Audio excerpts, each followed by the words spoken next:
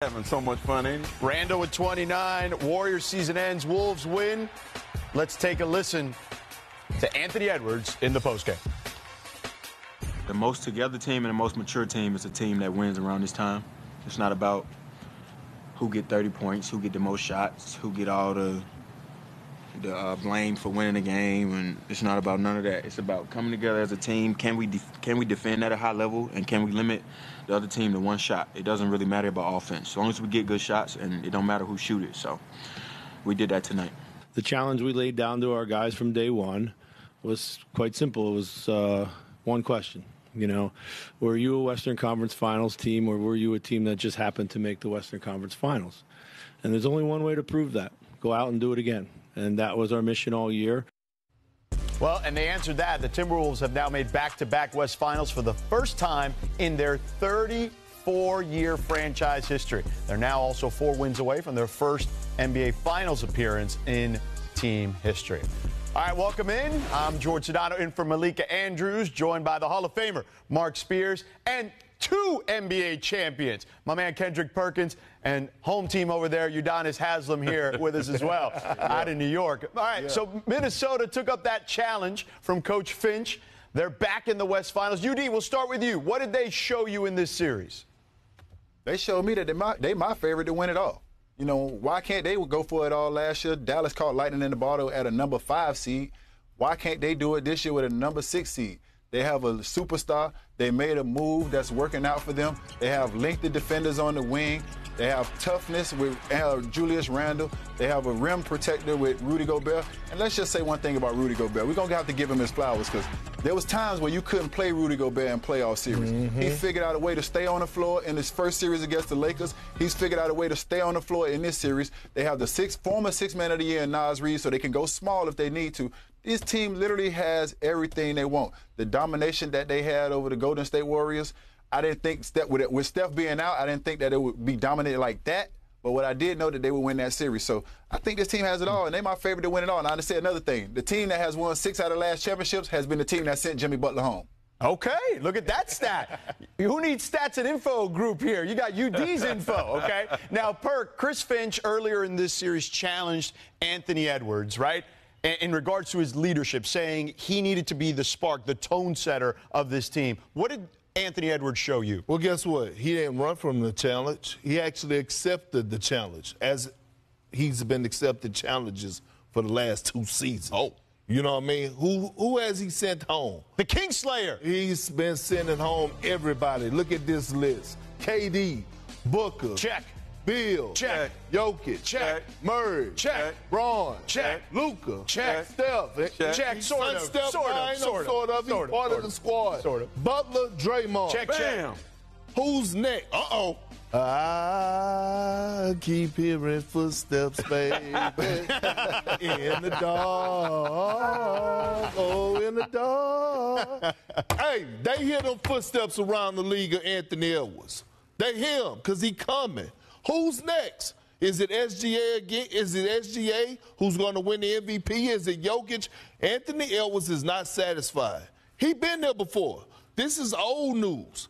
Old news being in the conference finals. That man trying to go win something. He's trying to go win a championship. And everyone keeps saying, oh, Anthony Edwards, he need to elevate his game more and he need to level up some more.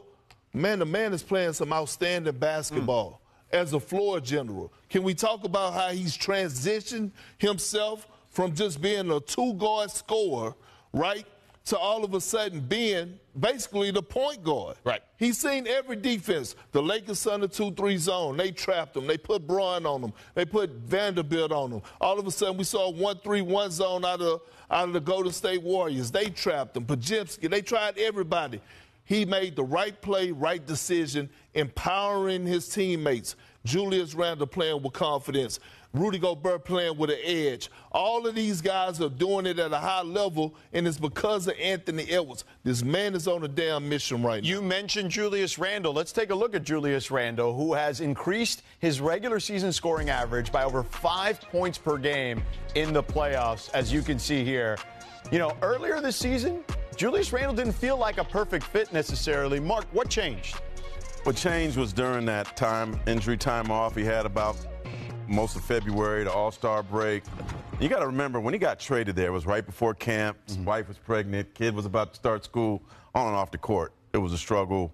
But when he was able to sit and watch and figure out the Wolves, when he came back late February, this is what you're getting now.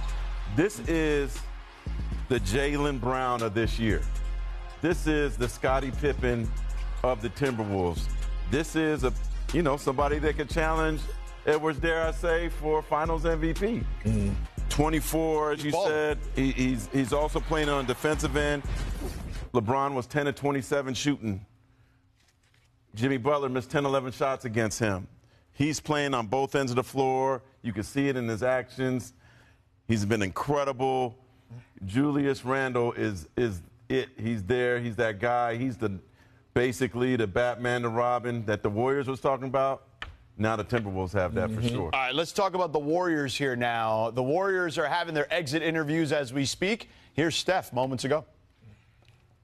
Everything was kind of aligned for Game 6. I had some testing to do, and who knows how that would have went because I hadn't gone live since Game 1. And first time dealing with this injury, I was pretty optimistic, but there were a couple more check points to get through. But all we wanted was a chance and to finish the year like we did, and to sneak in the playoffs and win that first round. Like, there's a lot to be proud of, for sure, considering where we were, but definitely disappointed and frankly just sad that I wasn't out there able to play. So we'll imagine and believe that we could have won everything, had we been healthy, but you move on. All right, UD, I'm going to start with you. I'm going to ask you the question everyone is asking today. How far would this Warriors team have gone if Steph was healthy? Same results. Nothing would have been different. I think they probably go to 6 or 7 games, maybe.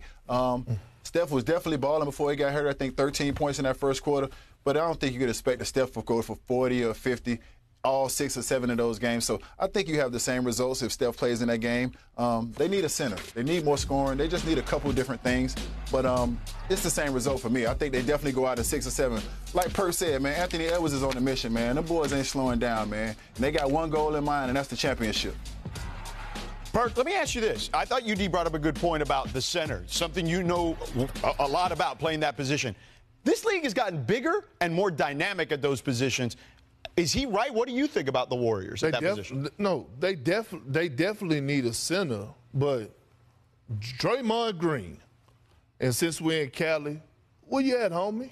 Where you at, homie? Like, I'm just being real here. We talk about since Steph went out Game 2, one could argue that he was trying to get ejected. Game 3, he gave him absolutely nothing. Game 4, absolutely nothing. Game 5, absolutely nothing. And